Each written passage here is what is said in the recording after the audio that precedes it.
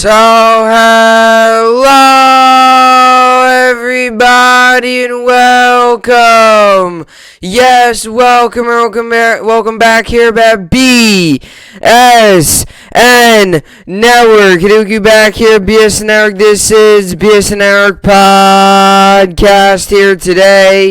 It is Thursday, June 10th. Hopefully everybody's having a good day so far and had a good rest of their day yesterday. It is in fact Thursday, June 10th here today. We are coming off of another big night in sports and another big winning night in sports. The New York teams yesterday that were playing went 3-0.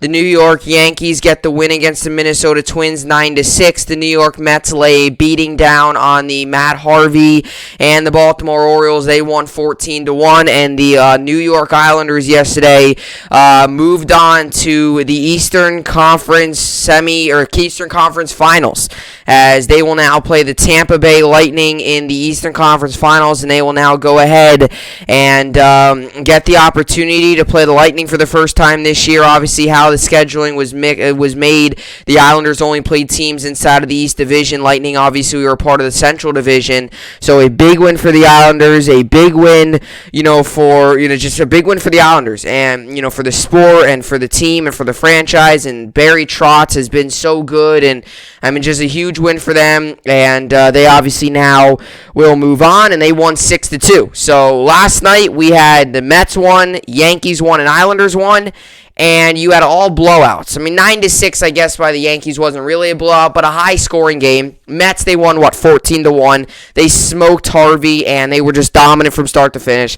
And then you obviously had the Islanders that won 6-2. So that was not a close game. That was a 4-goal game. 6 goals in a hockey game is a pretty good amount, considering considering this game was relatively low-scoring series, although the Islanders did, in Game 5, they did score 5 goals, although the Bruins scored 4. So there was no real blowouts. The Islanders laid the boom on them yesterday, winning 6-4, and they had the 2 empty net goals late, but still it would have been a 2-goal win. So the Islanders move on. I'm going to talk about it today. I said yesterday if they win tomorrow, I said that yesterday, talking about today. So I said if they win, I said yesterday if they win, I'm going to talk about them the next day. So I'm going to talk about them today. And obviously the Yankees also got the win, and the Yankees all of a sudden look like this team that's all of a sudden look good. And it's great, but we got to beat good teams. This is the Minnesota Twins. There's no shocker here that we're beating the Minnesota Twins. There's no shocker that we're crushing Dobnak. All right, we're supposed to crush these teams. The Yankees, what the real test is going to be is when we play against these better teams. When we play against the Red Sox again in late June. When we get another opportunity against the Rays. When we go up against teams, when we go up against maybe a team where, the Angels, although they're not the greatest, they're not that good. By the time the Yankees get to the Angels, Mike Trout might be back. I think that series is the end of June, I think, maybe. I'm not sure exactly. But it's really going to be interesting because the Angels, they have a good lineup. It's really when you get to some of these better teams is really where the true test comes, and especially in your own division. When you get to a team like the Blue Jays, where the Yankees have just tend to struggle. The Yankees have struggled this season against the Blue Jays. They've struggled against teams in their own division outside of the Baltimore Orioles. So it was a great win yesterday for the Yankees. We started off strong. We played well throughout. Garrett Cole kind of shut down all the critics, shut down all the sticky stuff. He was out there yesterday. He threw 6 innings, 9 Ks. He only allowed 2 runs, and there were 2 home runs. That's the only thing that hurt him. But other than that, a very solid start for him. And the New York Yankees win 9-6, and it's as simple as that. And now we, as Yankees fans, you got to hope today you get the sweep. You have a day off tomorrow, then you head to Philadelphia to play 2 games against the Phillies, and that's another golden opportunity. Phillies, a team where they've got talent. They're getting off to a slow start. But the way their division is laid out, the Phillies right now actually are not in a terrible position.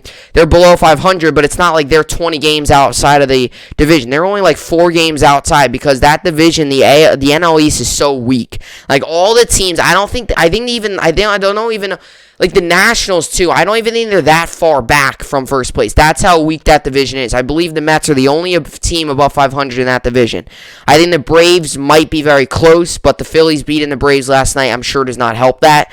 But obviously, an opportunity for the Yankees there too. Now the Phillies got a good lineup. You got a lot of good players on there. They've just they've just struggled a little bit this year. I mean, sometimes there's no way of saying it. Sometimes teams just struggle. So that's what I wanted to get. That's that with the Yankees, and obviously the Mets have a day off today. They will play again tomorrow. Right, I believe, they have a day off today. They got a tough schedule coming up. Now it's really where it gets real for the New York Mets. So let's get into the topics for today's podcast. The Islanders move on. As I mentioned earlier on in the podcast, just a little bit ago, the Islanders have moved on. I wanted to talk about kind of just, how they played. I mean, how they did. And they did really well. It was an excellent series by the New York Islanders, and obviously just, dominance. And that's really what it is. I mean, the Islanders with a great series. They won in 6 games. They shut down the Bruins, sends the Bruins packing. And for a team now that is going up against a very good Tampa Bay Lightning team, now is a big opportunity for the Islanders to try and, get this win and try and get this series win. I'm going to preview a little bit into the Lightning series, talk about this series, really talk about some key contributors, and just talk about Barry Trotz. And I was saying this yesterday, talk about Barry Trotz and just what he's done with this team and the way these guys are playing. It's a very physical, it's a team that's playing really well. They're playing very well together, and just the Islanders are just everything you want in a team is the Islanders that have got it.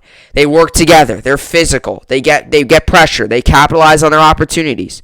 They really, really, really, really focus on defense. I mean, that's one of Barry Trotz's number one things. He's one of the better defensive-minded guys out there. The way the Islanders run defense is unlike any team in the NHL, and they find the way to stop some of the best of the best. I mean, in the first round series against the Penguins, Sidney Crosby was literally not even there. He was a non-impact. He scored 1 goal in Game 1, and other than that, he was shut down. And same thing with Pastrnak had a good series. He definitely scored some goals. Patrice Bergeron did not have a big series, and Marchand, I believe, scored yesterday, but even him, he did not have an overly crazy series. So they were able to shut down, really, their 2 main guys. Pastrnak, they struggled with, but, I don't expect you to shut down all 3. So the Islanders win their series. I wanted to get into it, preview into the Lightning Islanders series, Eastern Conference Finals. Winner of that heads to the Stanley Cup. I know I mentioned yesterday I was going to talk about Rogers. I would try to get to that whenever I can. That story is just kind of, I just figured, I'm going to pick a new story, and I'm going to talk about the Celtics today. So, reports came out today that the Celtics have officially, Brad Stevens has officially kind of not gotten the green light, but has officially kind of gave himself the green light to go ahead and start interviewing some coaching candidates, start looking for the next head coach of the Boston Celtics, and some of the candidates were announced. I wanted to give you some of, the names and some of the, guys out there, and in a way kind of tell you who I think might be the best fit. In terms of the situation that's over there in Boston. Because Boston has a relatively interesting situation. Like, they got talent. They just can't seem to put it together for a full season to get to the finals. Like, they've been close, but they haven't been able to get over that hump. So, you got to wonder as a Celtic fan, if you are... Is it the coach that was eliminating you from getting over that hump? Is it a player that you need? Is it like one more guy? Is it just you need a face in the building and try to get over that hump? What do you need to do? It's a very interesting coaching opportunity there in the Celtics. I wanted to get into that. Then I'll finish off the podcast as always with the New York Sports Update. Brooklyn Nets play Game 3 today. An opportunity to go up 3-0, and you're talking about Sunday. 3-0, if you choke that series, that's embarrassing. So tonight's a big game for the Nets, a must-win for the Bucks.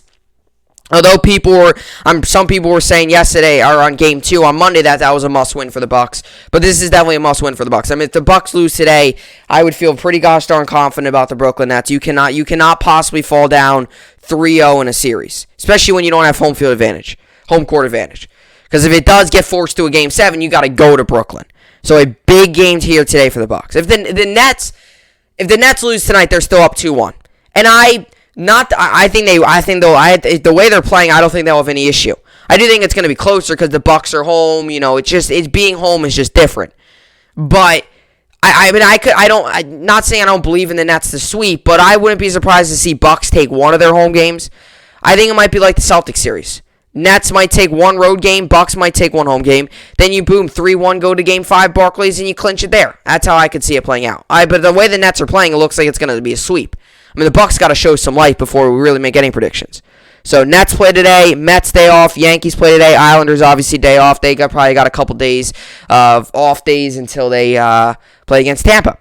So, anyway, with all that being said, this is the BSN Network podcast, and let's get into it. So the New York Islanders have officially moved on to the Eastern Conference Finals, whatever you want to call it, finals for the Eastern Conference or, Eastern Conference semifinals, whatever you want to say. They have officially moved on to the Eastern Conference Finals, and now they will match up with the Tampa Bay Lightning, and the winner of that will move on to play the winner of the Canadiens in either Vegas or Colorado Avalanche of that series. So pretty much the conference finals are set, other than the Colorado Avalanche and Vegas Golden Knights. That series is still going on. Game 6 is tonight. Big game tonight. The Vegas could clinch tonight. Also, Colorado could keep their season alive and win tonight and force a Game 7, which Colorado would be home, which would be big for them. But that's besides the point. The New York Islanders have moved on, and I just want to say this. As a New York Ranger fan, and obviously as sports fans in general, sometimes you don't like your crosstown rivals, right? As a Yankee fan, I hate the Mets. As a Jet fan, the Giants are our rivals in a way. As a Net fan, the Knicks have turned into our rivals. That's how it always is. Yankees fans, you can't be a Yankee and a Met fan. I mean, that's the same thing with other cities, too. Like the Yankees, New York sports, they hate Boston. There's no other way of saying it. You hate Boston, right? The Bruins and the Rangers are one of the best rivalries in hockey. Yankees-Red Sox are arguably the best rivalry in sports. You got the Jets-Patriots and the Giants-Patriots. Everyone has hatred for the Patriots, and especially the Jets because they dominate them every year. So I know this might sound off topic, but and then the same thing too when it comes to basketball.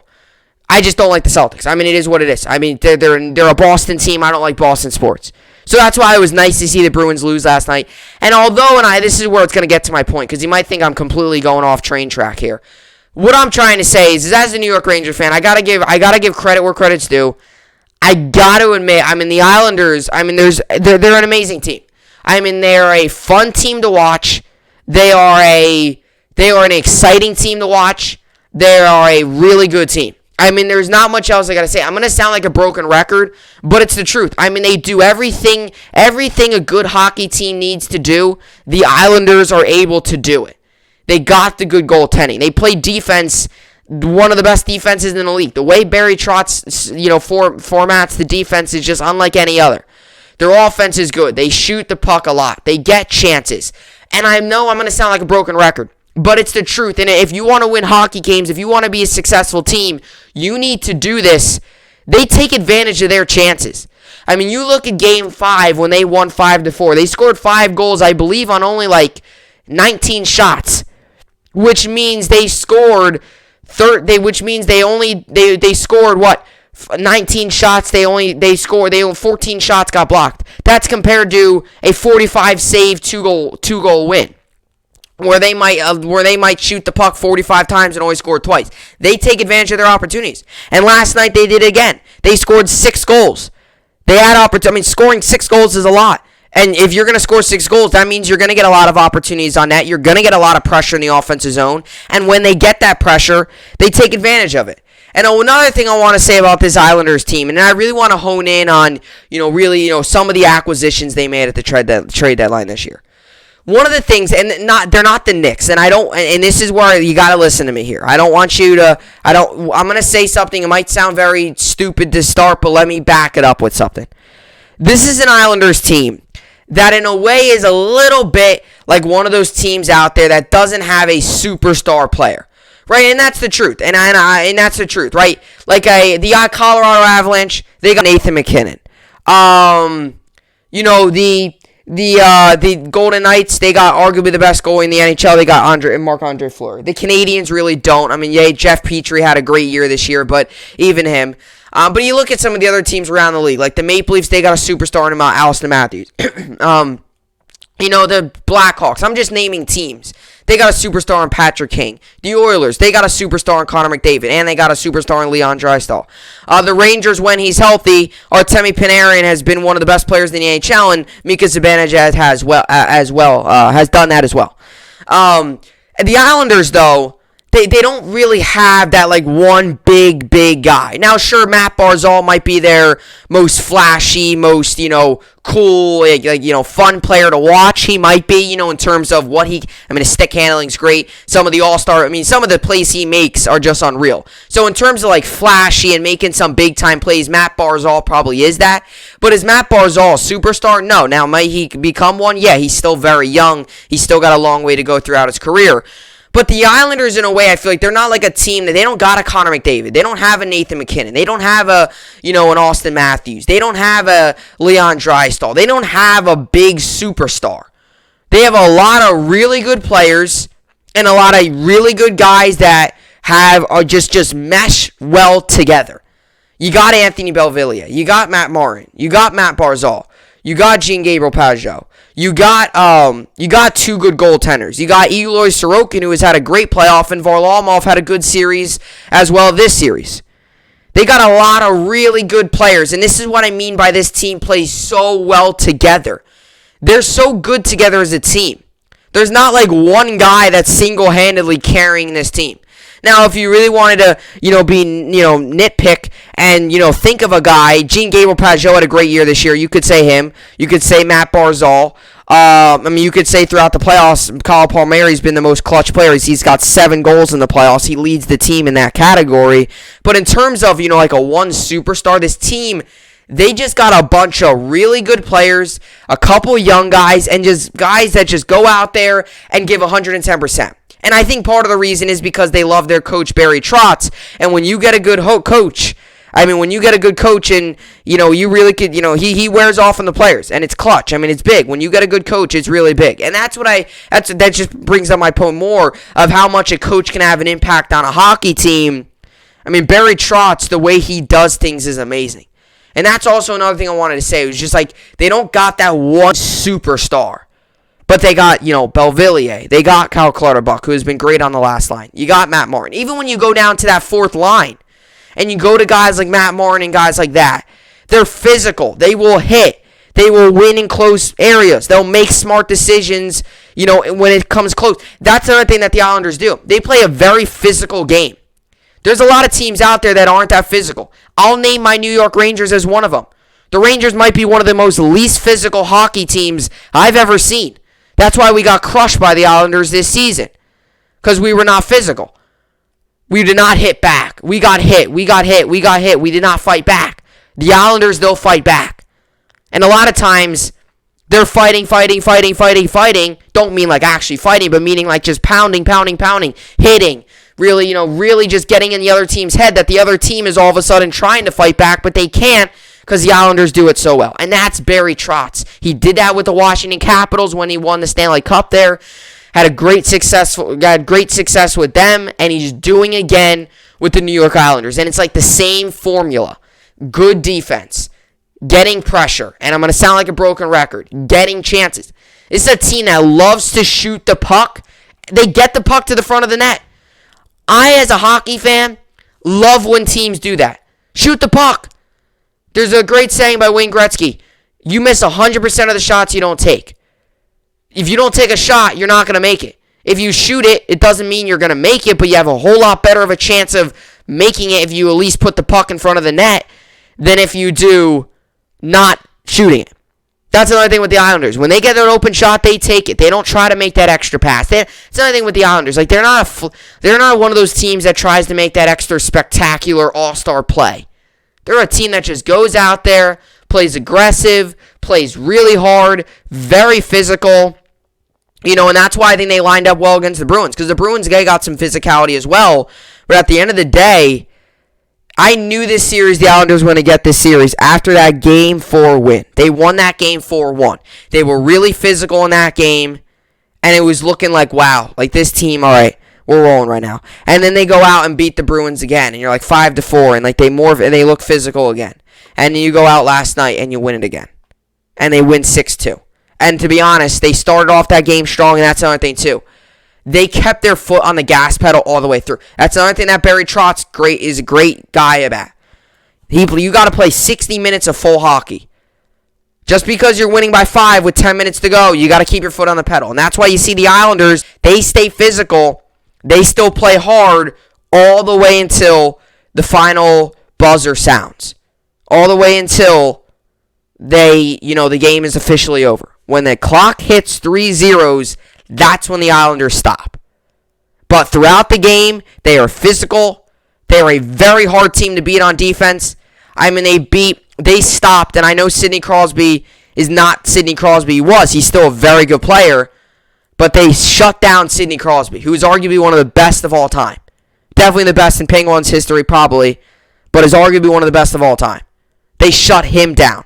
He had one goal, in game 1 of that series, they shut him down. For the most part, they took care of Patrice Bergeron and Marchand. Marchand did score a goal and Bergeron had some plays, but Pastrnak had a good series, but, I mean, you can't take care of all 3 of them. And I said that going into the game. I said that going into the series. You're going to have to find a way to at least contain 1 or 2 of them. I don't know if you'll be able to get all 3 of them. That's insanely hard. If you do that, you should have no problem winning in 5. And they won it in 6. And another thing I want to say, then I will get to the numbers. I want to read this quick article, kind of just, outlining what they've done so far in the playoffs.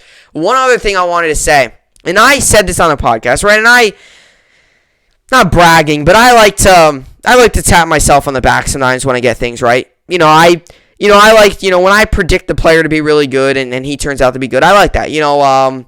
For example, Lamar Jackson, the night he got drafted, I said that the teams were going to regret passing up on him, rather. Same thing with Josh Rosen.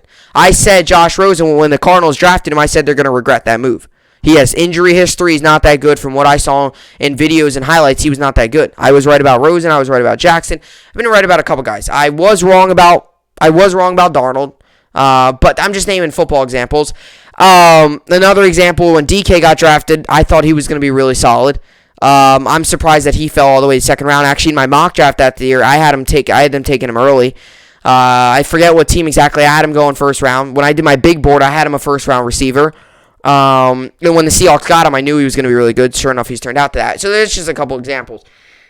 But I like especially trades. Like I like when I predict a trade and if it's going to be good or not for either team. And I said this when the trade was made. You could watch the video back when Kyle Palmieri and Travis Zajac were traded to the New York Islanders. I said on that podcast, did I say it was going to be a move that was going to propel them to a Stanley Cup? Not really, although it kind of is. I guess that's one part I'm wrong. But I did say this could be a move that makes them go from here to maybe up here. Like a team that's good but might be missing like a piece or two.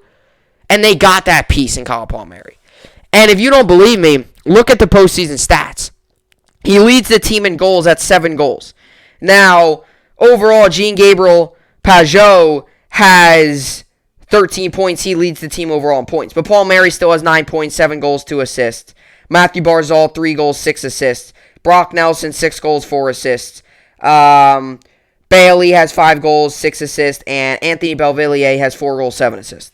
So those are like your double-digit points. This is Jean-Gabriel Pageau, Belvillier, Bailey, and Brock Nelson. And then Kyle Palmieri, Josh Eberle, Nick Dobson, Nicole Elletti, Polek, Cizikas, all those guys. They've had some moments as well. Cal Clutterbuck, who's on that line with guys like Matt Martin and them, they've also got some points in there as well. But I said when that move was made, I said this is a move that's definitely going to help out your hockey team. And you look at it now, and it's not only helped out the team, but in a way, it's really propelled it to maybe he is a big factor of them taking the next level. That might be a trade that if the Islanders, I said if the Islanders are hoisting up the Stanley Cup trophy, if they are hoisting up the Stanley Cup at the end of the season, and let's just say Kyle Palmieri, 2 series is, you would have to get past this series and then the Stanley Cup. Let's say there's about, 12 games left, about 10 games, assuming maybe one series goes to 6 and the next series goes either 5 or 6, or about 10 to 12 games. Give or take. I don't think they sweep each series. That's not fair to say. But let's just say they get to the Stanley Cup and they're hoisting up. This might be one of these things. As much as you might want to talk about all the other guys, you got to look back on that trade that they made with the New Jersey Devils, and that might be a franchise-defining trade if they win the Stanley Cup. And if Kyle Palmieri, let's just say, ends the playoffs with 11 goals, and they win the Stanley Cup, and he's got 6 assists, and maybe he's got 17 points. Or, I don't know, that might be a little outrageous. Let's say he's got He's got 2 assists now, so let's say he gets 2 more. That's about like 15 points and 11 goals. Let's just say he does that, and he leads the team in goals, and he's up there in total points. That's going to be a trade you're going to look back on and say, wow, we don't make that trade, who knows if we're hoisting up the trophy right now. That's going to be something you got to notice. He's been that much of an impact for this New York Islanders hockey team. It's pretty crazy. He's been that much of an impact, and he's done that good. And I said during the regular season with Kyle Palmieri, I said I was not worried about his regular season struggles. He was still learning kind of their whole game plan and scheme. I wasn't worried about it. He only played a couple games with them. You get to the playoffs, it's a completely different game. Some guys are just best in the playoffs. Some guys have terrible regular seasons and go ahead and are dominant in the playoffs. I mean, that's how Masahiro Tanaka was with the Yankees. He was in the regular season, goes to the playoffs, and he's arguably the best. He looks like the best pitcher in baseball. And number-wise, he was the best pitcher in the playoffs. That's besides the point, though. Kyle Palmieri, he had a good regular season, got to the Devils, was struggling a little bit, was still learning, because even though he's a veteran now and he's played with a lot of teams, he, going onto a new roster, going onto a new team is always going to be tough. He was still learning and stuff, and now you look at it, I mean, he's leading the teams in goals. And he's got 9 points throughout the playoffs. And he's leading the team in goals throughout the playoffs. He's a goal scorer. I mean, he's been a goal scorer his entire career. He could score goals, and he's a veteran in the locker room. And you look at it, Jean-Gabriel Pageau's got 13 points, rather. He leads the team. Kyle Palmieri leads the team in goals. Jean-Gabriel Pageau leads the team in assists. Penalty minutes is Matt Martin, which isn't anything, surprising, really. I mean, he's a solid player, but... And then Mayfield's got 12, plus 12 is plus minus. So that's what he leads the team in. And like I mentioned, I mean, guys, it's just a team that's just, and they work so well together. And you look at the goaltending's been phenomenal as well. 2.75 goals allowed per game. There were 8-3-1 total, 12 games played, 419 saves. Combined, Varlamov and Sorokin have a .929 save percentage. And 33 goals are out on 452 shots. So, it really is crazy. And like I mentioned, I mean, the goalie's been good. 8-3-1 combined record. I mean, this has just been a team that works so well together. They play hard. And they do everything the right way. They play defense. They're physical. They push. They get pressure. They really, just Barry Trotz really pushes the fact that you got to play good defense, get back on transition, and pound the offensive zone. And that's what they do. And you look at how this series went. They lost game 1. Never mind. They lost game 1. They won game 2. They lost game 3. Then they won game 4, won game 5, and won game 6 last night by the score of 6-2. And you look at some of the stats that went on last night. Let's see here. So Bailey had 2 assists. Josh Bailey had 2 assists. Casey Cizikas had an assist. Kyle Clutterbuck had a goal. Brock Nelson had 2 goals. Jean-Gabriel Pageau had 2 assists. Kyle Palmieri had a goal. Travis Zajac had a goal. Dobson had an assist. Nicoletti had an assist, and Pollock had a goal. So that was that. And the Islanders jumped on him in the second period. That was really it. I mean, each team scored a goal in the first period. Islanders jumped on him in the second period. They were up 4-1 going into the third period. Then the Bruins scored a goal, which was 4-2. Then the Islanders scored 2 more. So, and that's how it went. It went Zajac, Brock Nelson again, Kyle Palmieri, Kyle Clutterbuck, and Pollock were the goal scorers last night. And obviously Marchand scored that goal, and Marchand scored 2 goals. And Pollock scored the, I guess you got to say, cherry on top goal. So, it really was. It really was just crazy. That's exactly what, Barry Trotz tells guys. He's just an unbelievable coach. He really is. Might be. Brock Nelson, by the way, went to our league. He might be the best coach in the hockey. He is the best coach in hockey. Just what he does and how he gets the guys playing so well is just really crazy. So, anyway, that's what I wanted to get Let's see here. Let's read this quick article. Got to get down to it. Let's read this quick article here on the Islanders. Tell you what, I mean, it's pretty cool to see Boston get eliminated. Alrighty, so I'm trying to find it. Alright, so here we go. So, Islanders eliminate Bruins in Game 6, will face Lightning in Stanley Cup semifinals. The New York Islanders are headed to the Stanley Cup semifinals for the second consecutive season following a 6-2 victory over the Boston Bruins in Game 6 of their second-round series Wednesday. It is also the second straight year the Bruins, who lost the series 4-2, have been eliminated in the second round after reaching the Stanley Cup final in 2019. While the Islanders are now just 4 wins away from returning to the final, their third-round matchup against the Tampa Bay Lightning will mark the first time this season either club has played a team outside their respective divisions. The NHL's realignment this season meant teams who would only play within their conference until the Cup semifinals. After getting pulled in a 5-4 loss in Game 5, Bruins goalie Tuukka Rask returned to the crease Wednesday at Nassau Coliseum only to allow 4 goals on 27 shots in the loss. Brock Nelson once again led the Islanders to victory with 2 goals. Notable performances: Brock Nelson had 2 goals, 4 shots on goal, 2 takeaways. Josh Bailey had 2 assists, 1 hit in 17 minutes and 38 seconds time on ice. Semyon Varlamov had 2 goals allowed and 23 saves. Brad Marchand had 2 goals, a -3 plus-minus, and 4 hits. Tuukka Rask had 4 goals and allowed 4 goals allowed on 23 saves. Isles exit East bubble. New York Islanders were not the best team in their own division this season. The title belonged to the 77-point Pittsburgh Penguins, who claimed the East tiebreaker with the Washington Nationals. Instead, the Islanders finished 4th in their division with 71 points, good for 12th most points in the league. Now hockey fans will start to find out just what all that means. Because of the league's division realignment this year due to the pandemic, no teams played anyone outside of their grouping at any point during the season. When the Islanders play the defending champion Lightning next round, it'll mark the first time the two have faced off since Tampa Bay won the Eastern Conference Final last September. Fortunately for the Isles, they're going outside their division at just the right time. Nelson has been one of the hottest scorers this postseason, notching 2 more goals Wednesday night to bring his playoff tally to 6 goals and 4 assists in 12 games. Meanwhile, goaltender Semyon Varlamov continues to settle into the postseason with 7 goals allowed in his last 3 games.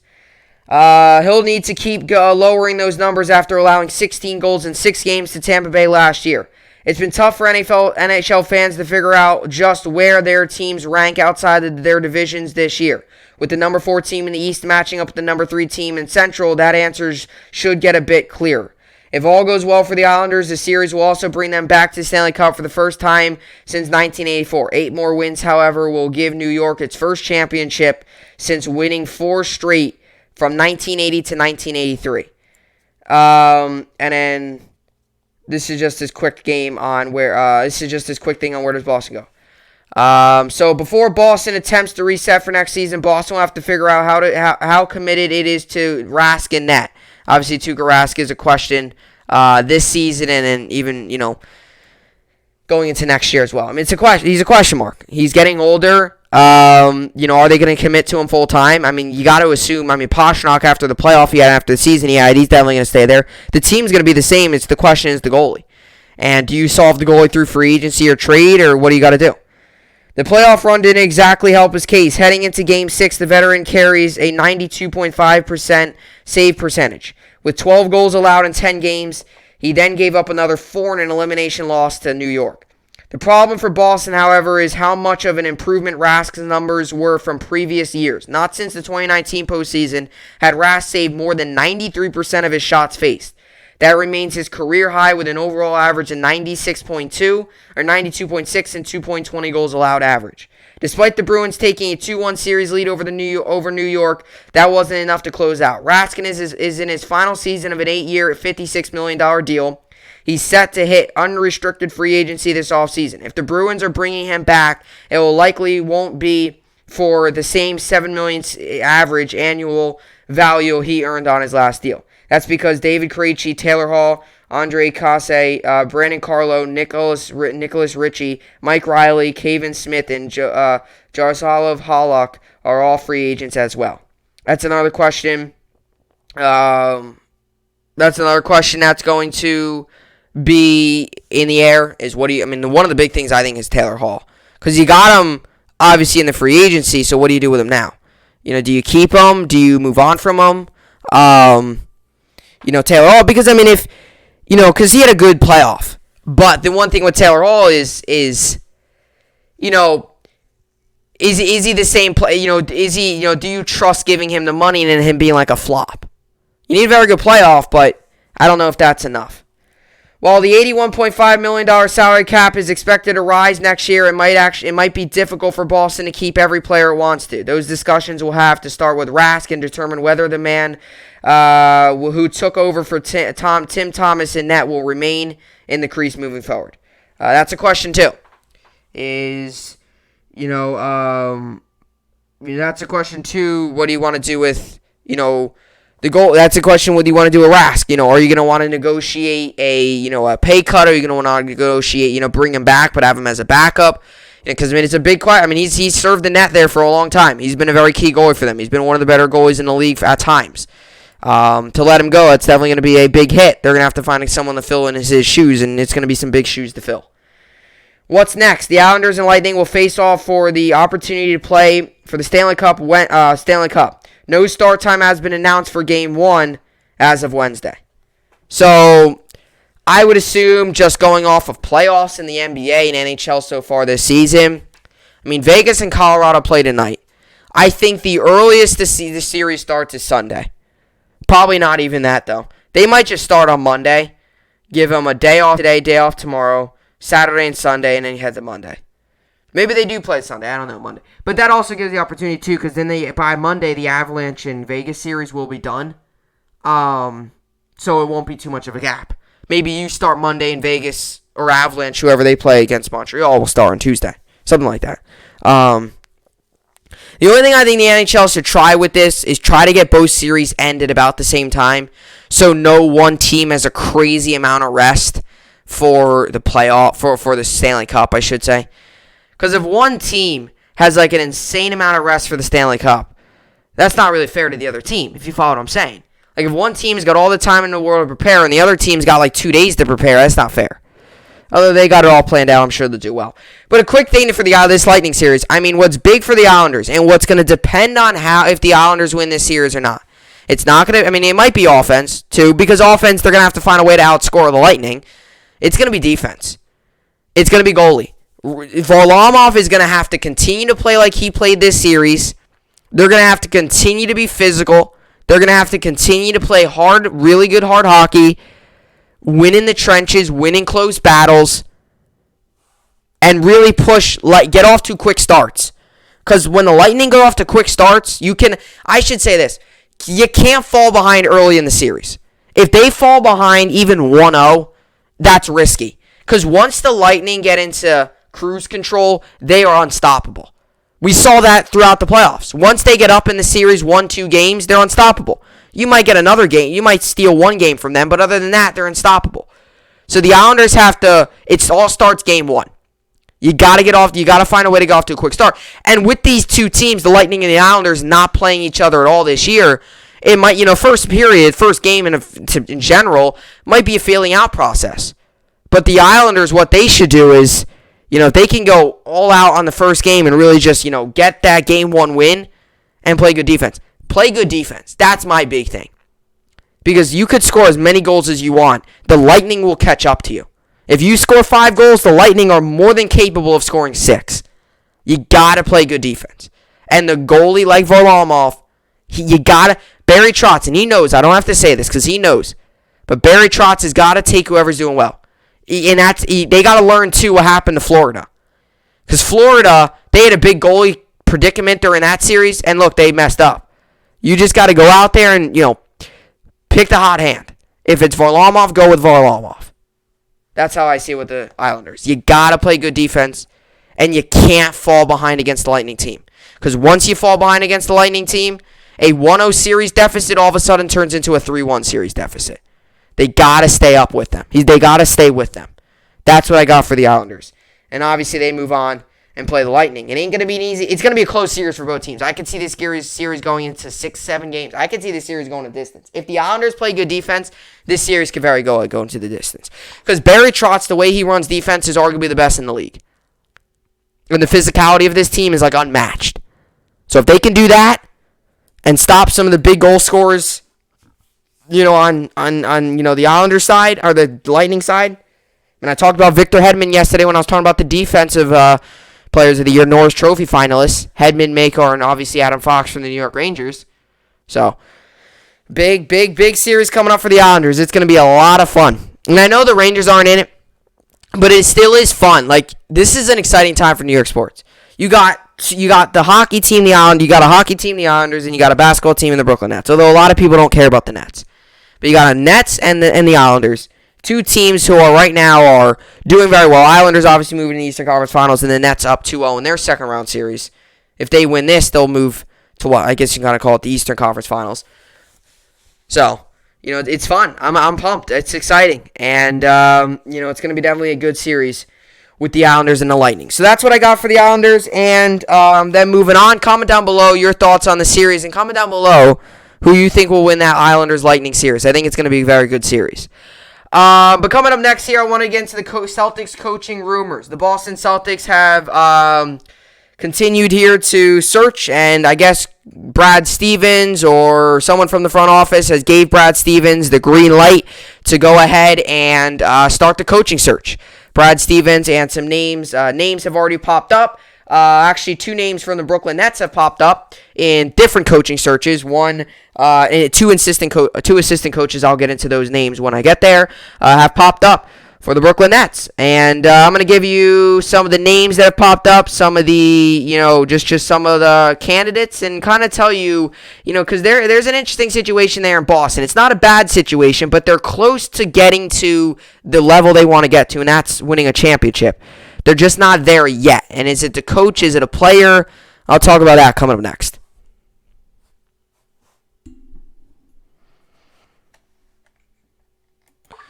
Alrighty, so we welcome you back here.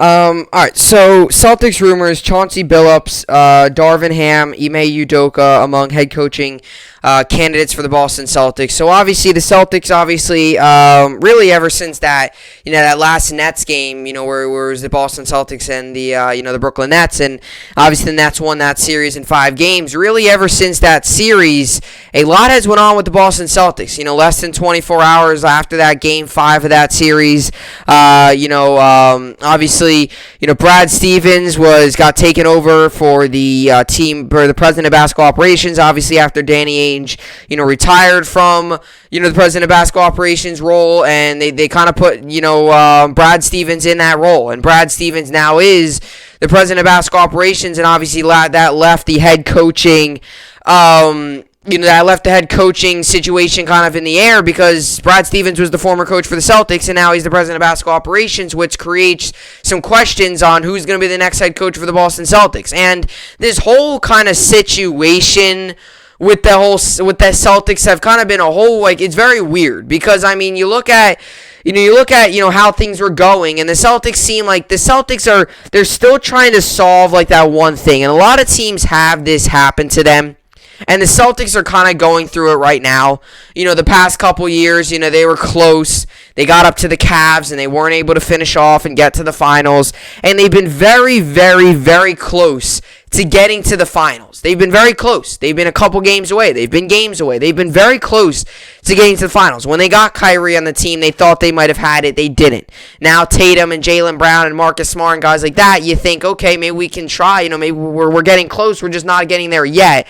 And, fans, and after this year, fans really started to question, Brad Stevens' future with the team and, what might happen to him. And, just many different things like that. And obviously, he is now the president of basketball operations. So it ends all the speculation of, is he going to get fired? Is he going to step down? What is he going to do? But the whole situation revolving the front office and the head coaching role and all that with the Boston Celtics is very confusing. And one of the questions I have for the Boston Celtics, and this sometimes just happens with teams or in sports. We see it all around sports, where some teams, they just can never get over that hump of getting to a championship. You even look at the all-time players, best players to never win a championship, or best players or best teams that never won a championship. Right? There's a lot of teams out there in the history that had really good teams that never won a championship, or they might have only won one championship in the 7 years of their dominance. That sometimes happens. And not saying the Celtics are an all-time great team by any means, but these last 5 to 6 years of them being a very competitive, very good team, especially most recently the last 3 to 4 years, have them being very competitive, them being very good, them going out and obviously getting Kyrie Irving a couple years ago, to now all of a sudden sitting here and we're wondering who's going to be the next head coach. And that's one of the big questions, like I mentioned, I have with this Celtics team is what's the issue with the Boston Celtics? Why can't they get over that hump and get to a championship? Is it because of the roster? Are they one player away from getting there? You obviously got Jason Tatum and Jaylen Brown. I don't know if Smart might be traded. Who knows what's going to happen with Marcus Smart? But you obviously got the two main guys. Jason Tatum has been very good since they got him. And obviously Jaylen Brown had a big season this year before breaking his wrist. I believe it was a torn wrist or something like that. Obviously after he got his injury and he was sidelined for the rest of the season, he had an excellent year. He had a dominant year. Him and Jason Tatum were really good together. You wonder, is it a roster thing with the Celtics where they're only about one piece away? Or is it a head coach thing where they just needed a new face in the locker room? They just need a new guy in the organization. What is it with the Boston Celtics? And, that's what they're trying to solve now. And I believe as a NBA fan, this coaching hire for the Boston Celtics is huge. And it's huge for a couple reasons. Number one, it's a new coach. Any coaching thing is big. Number two, it's going to be Brad Stevens' first head coaching hire. And I don't know how long, how much, slack they're giving him. I don't know if the Celtics have told Stevens that, if there's any certain expectation of him as president of basketball operations. I don't know if, Stevens has already, said that, it's, I'm going to do my best, it's a championship or bust with me. I don't know if there's any inside goals. Obviously, there's always goals, but I don't know if there's any expectation or anything that needs to happen in order for Brad Stevens to be the president of basketball operations for the Celtics for a long time. I'm not really sure. But all I know is that this first coaching hire is big because, number one, it's going to be his first hire. Number two, this is a team right now that's in an interesting situation. They've got time, they've got opportunities, they got the players, they got the team, they got the guys. They're just not putting together a successful enough playoff and season to really, put the cherry on the cake, put the icing on the cake. That's the one issue with the Celtics. And like I said, is it because they're missing a player? Is it because of the coach? Sometimes a fresh face, and I could see this as maybe the possibility. Sometimes a fresh face is just what a team or a locker room needs. We see that in sports, where sometimes just a fresh face is what they need. You need to see a guy sometimes just with the fresh face. And you see a guy that comes into the building, he's new. Sometimes that's all you need. Other times, you need another player here and there. And I could see maybe either one of those being that. I could see the Celtics needing another guy. Nothing against Jason Tatum and Jaylen Brown, but I could see them going out there and getting another big. I could see them going out there and getting another offensive threat or needing another offensive threat. Because to be honest, the years that they were getting so close and the year that they were so close, they had Irving. So they had Irving, who's we all know is a very big ball handler and offensive threat. So, you got close with him. You need someone else like him, not exactly his play style, but another offensive threat. And it's going to start with the coach. Who you hire is who they're going to bring in. And that's why it's such a pivotal coaching hire. Because it's his first head coaching hire, the Celtics. And obviously, Brad Stevens is his first. And it's also kind of what's going to set the tempo for the next 2 to 3 years of this organization. And if you bring in a guy that a lot of people like and is well liked around the league, or the players start to like him, and all of a sudden more players want to go to Boston, you start connecting the dots, and that's how you get, teams and players to really commit, and that's how you get a really winning attitude and a winning organization. That's what happened with the New York Knicks. The Knicks finally got the head coach right with Leon Rose there, and they obviously brought in Tom Thibodeau, who won Coach of the Year, well-deserved, did an amazing job with that roster this season, getting them to the 4 seed in the playoffs. And look, the players committed to him. The players liked him as a coach. The players played hard for him. And look, they had a very successful season. And that might be what the Celtics need. And now all of a sudden we're talking about maybe some of the bigger free agents, some big trades happening involving the New York Knicks. And maybe we're actually being honest now that the Knicks might actually get someone good come in there. It's not going to be a bunch of, baloney and nothing happens. But this is what I mean with the Celtics. If they are a piece or two away player-wise, it might be very big for them to go out and get a really good coach that's well respected, players like him, and then you get more players that want to play for him. Because to be honest, the fans, and not saying any players in particular, but there was throughout the season rumors of Brad Stevens possibly getting fired. And especially when they were below 500, not playing well, there was definitely some rumors. He obviously ended up going to the president of basketball operations role. So it might just be fresh face. Hopefully he's well respected. Hopefully he gets the job done. There's got to be some collaborating with him and Jason Tatum. And the question I had has already kind of been asked. What will Brad Stevens want to do with this team? Is he going to go all in on a championship? Is he might want to maybe take a step back and kind of just really build with youth? Or is he going to want to go all out? We've kind of got that question answered now because it seems like they're still committed on getting to a championship again, getting close again. Just as a NBA fan, there was an option. There was that you kind of thought that crossed your mind of, maybe they want to take a step back, build with some more youth, and really set this thing up, bright for the future. Maybe that's what Brad Stevens would want to do. It really seems like it's going to be how it is, though. It seems like they're going to stick with what they got and try to do their best they can. So Celtics rumors, Chauncey Billups, Darvin Ham, Ime Udoka, and among head coaching candidates. So Udoka's an assistant for the Nets, and Mark D'Antoni, who is interested in the Blazers job supposedly, and there's been some mutual interest between him and the Celtics, are 2 coaches there. Obviously, Chauncey Billups is a well-known guy throughout the league. The Boston Celtics are seeking permission to speak to with Chauncey Billups, Darvin Ham, Charles Lee, Jamal Mosley, and Ime Udoka for their head coaching vacancy, according to ESPN's Adrian Wojnarowski. Brad Stevens is looking for his replacement in the role after moving up to Boston's front office as the president of basketball operations. Billups has the biggest pedigree as a player. He was a 5-time All-Star and a key member of the Detroit Pistons 2014 championship-winning squad. The 44-year-old is working on the Los Angeles Clippers staff. Obviously, Chauncey Billups had a very solid playing career. Ham has made multiple stops during his NBA career and works alongside Lee with the Milwaukee Bucks. Mosley, Dallas Mavericks, and Udoka, Brooklyn Nets are employed on the NBA staffs as well. Are the Celtics going to take the approach the Nets took, hire a former player and go after Chauncey Billups?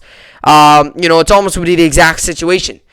Chauncey Billups, I believe, has never been a head coach before. So Steve Nash was never a head coach. He was some sort of player development dude or something with the head of player something with the Warriors.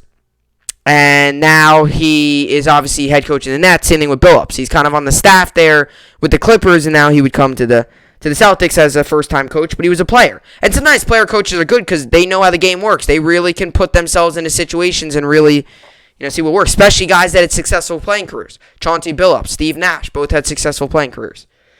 While this probably doesn't represent the entirety of the Celtics coaching search, the 5 candidates could offer a hint as to Stevens' priorities. Ham is the oldest of the 5 at 47, and Lee is the youngest at 36. The Quinton are fairly young in NBA coaching terms, and none of them has worked as an NBA head coach before. So, like I said, talk about a fresh face. Bringing in a guy that's just completely new. They've worked in the NBA, obviously as staff and assistants, but bring in a guy that's completely new and see how it works. That's what the Nets did. Age and experience may not be prerequisites to get the gig. That's somewhat surprising, if only because expectations will probably be pretty high for whoever takes over. Stevens, who was 37 years old, Stevens was a 37-year-old college coach when he joined the organization in 2013, but the Celtics were starting over at that point after trading Kevin Garnett and Paul Pierce to the Brooklyn Nets. They could afford to let him learn on the job. This time around, Boston has two young stars in Jason Tatum and Jaylen Brown, and the desire to contend. The kind of runaway Stevens had might not be there. But he and the Celtics ownership may be willing to take a risk on a coach who could plausibly spend a decade or more on the sideline. So, we'll see. But they look like they might go with a new coach and a brand new fresh face. And I agree with that. I have no issue with that. The Nets and the Yankees, not the Yankees. Well, the Yankees did it as well with Boone. He never had coached before. He was announcing Sunday night baseball games. Then he was the manager of one of the biggest markets in sports, in the New York Yankees. And obviously the biggest name team and the most popular team in New York sports. Another thing I wanted to say was the Jets did it with Robert Saleh. He was a defensive coordinator, obviously, for the Niners and the Texans and the guys like that. But most recently, the Niners. He's never been a head coach. So some teams take that approach. Sometimes it's best. You see sometimes it's successful. Not Steve Nash has not been the reason why the net. He's helped, but it's a big part of why all the talent they got on the roster. But they're in the playoffs, so he's obviously done something. He's done something right. Tom Thibodeau was a head coach and all that, and although he was a well-respected individual throughout the league, so you bring that guy. Sometimes just bringing in a head coach sometimes isn't going to work. You sometimes want to, do whatever fits the situation best.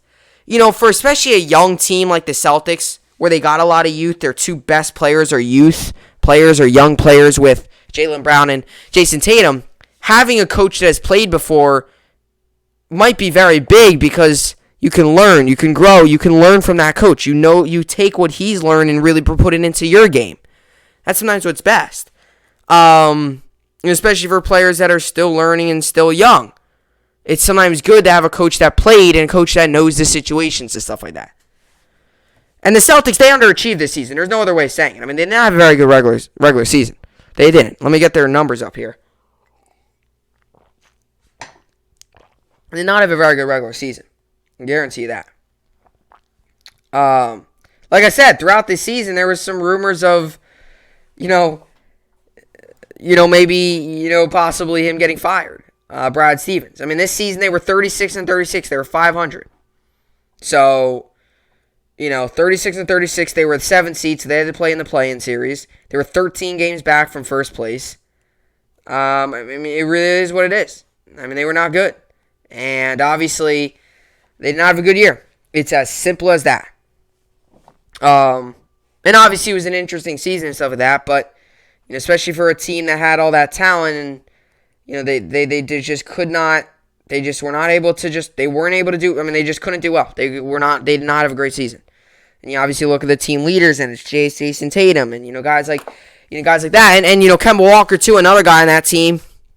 He might be a guy that might be gone as well. There's been some rumors of him possibly wanting out, and then wanting to move on from him, which is also a possibility. But the whole situation there in Boston's interesting. And it's a big coaching hire. Because like I mentioned, it's going to be Brad Stevens is first as a president of basketball operations. And the reason that's big is because you want to start off on the right foot.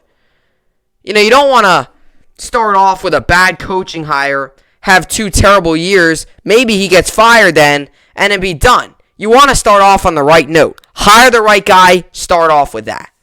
And then you can build a roster and really focus on the other things. Instead of trying to do things too many things at once. Because if you get a well-respected coach in there in Boston, players are going to want to come there. Players are going to play hard for him. Players are going to ultimately respect him and go out there and give 110% for that coach. Look at what the Islanders are doing with Barry Trotz. Well-respected coach. The Islanders are going out there playing hard and physical every single game. So, coaches are big. You don't have the right coach, I'm sorry. You're not going to be a successful team. You get the right guy, you're going to be successful. You're going to do well. You're going to probably achieve some of your big goals. That's how it is. That's how it is. All right, so anyway, let's get into the New York sports update and finish off this podcast here today. As for the NBA yesterday, the Suns crushed the Nuggets 123-98. Nuggets fall down 2-0 in the series. Suns continue to look good. As for today, we got the Jazz Clippers. Give me the Jazz. Give me the Jazz to win. They had a good game one. Give me the win. Give them the win. And the Nets also play today. Nets come in this game 2-0 in the series. Bucks come in this game 0-2 in the series. The Bucks are 3.5-point favorites. The over/under is 234.5. This game comes on today, 7:30 p.m. Eastern Time on ESPN. Let's see what people think about this game.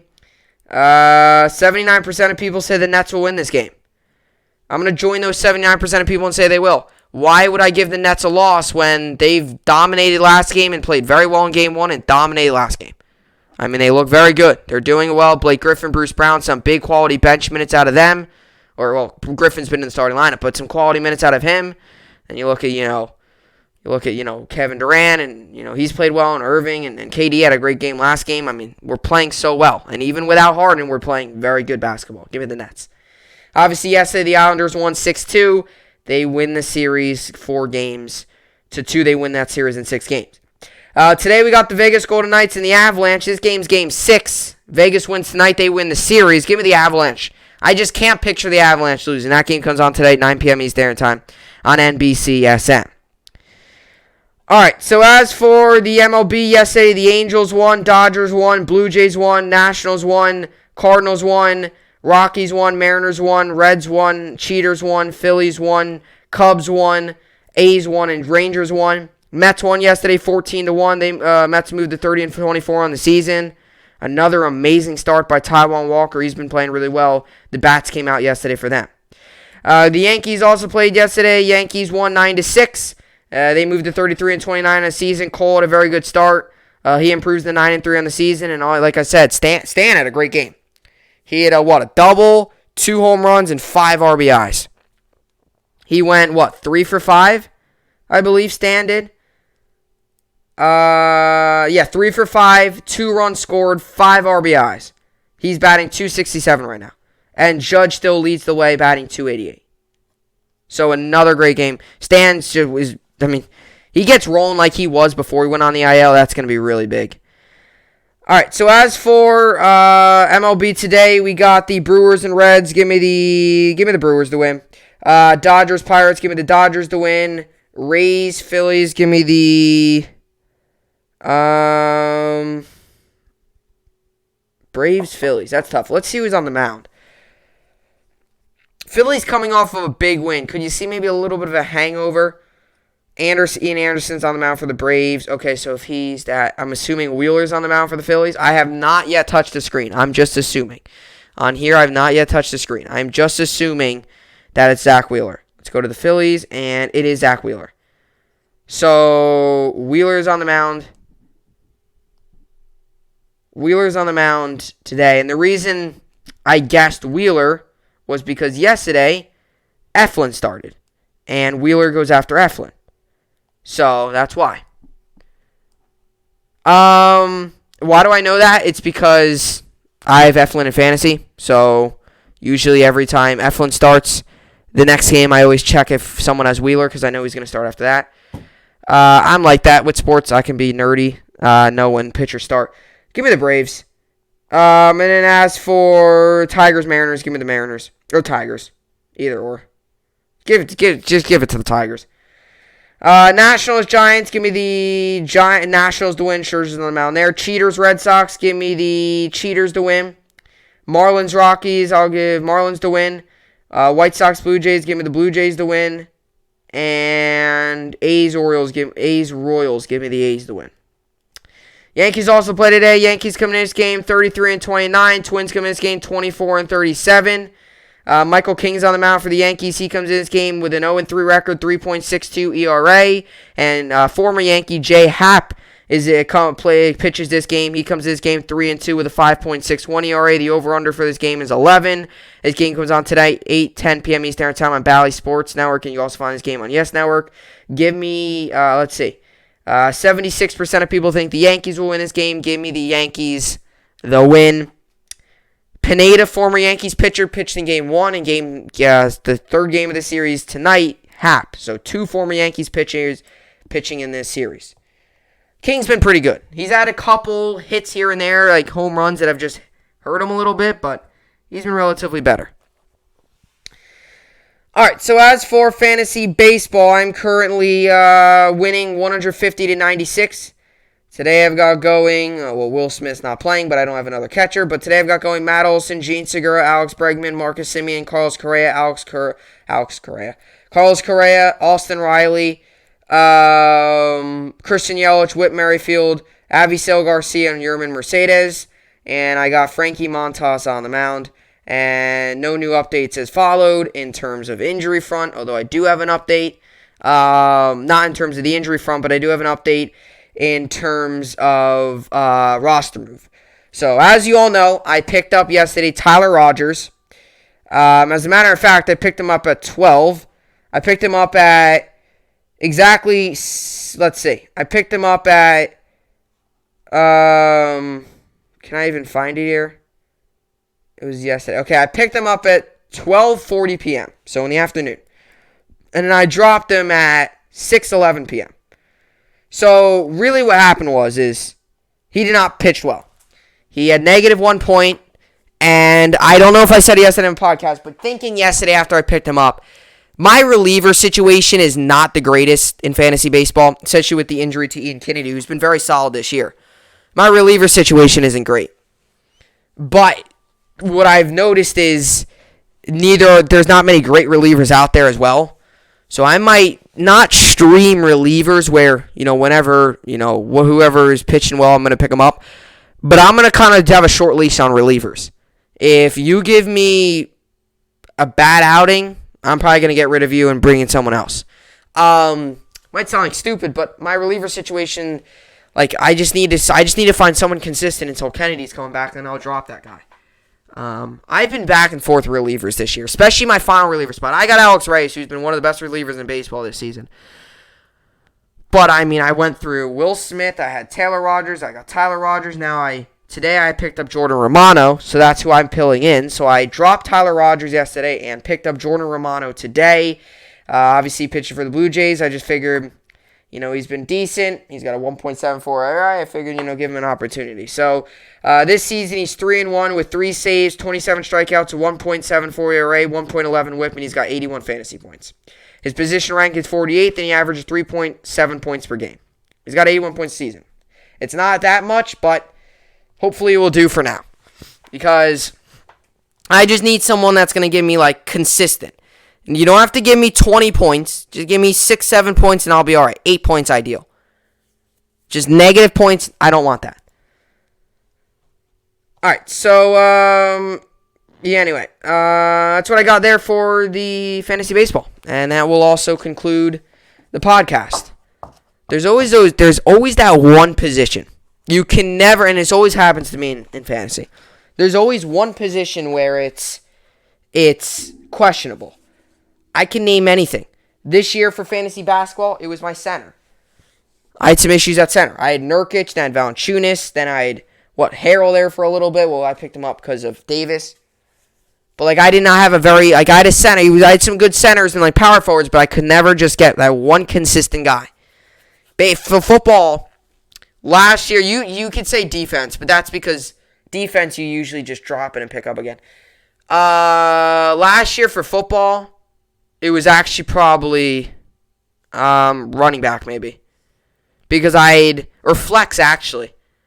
Because I had this issue where Gurley started to struggle, then Juju started to struggle. I had no one else. Then David Johnson went on the IR. And then I had this one week where I picked up a running back. I forget, it might have been Duke Johnson. He did nothing. Then I dropped him, picked up Giovanni Bernard. He did nothing. I had I remember this a couple weeks where I had flex, just nothing could get going there. That was in fantasy baseball. It's a little bit my relief pitchers, a little bit of a weakness. And fantasy hockey, I guess you can kind of say it was my one goalie. I had Varlamov and my goalies, I went through so many different goalies this year. I should just say it was goalies overall. Because to end the year out, I had Varlamov and Cam Talbot. I could actually check now. It's going to bother me now. I believe I had Cam Talbot and Semyon Varlamov, but I could check again to end out the. I had picked up Jacob Markstrom because he was still playing. So my goal is to end out the year with Cam Talbot, Jacob Markstrom, and Semyon Varlamov. So that was that.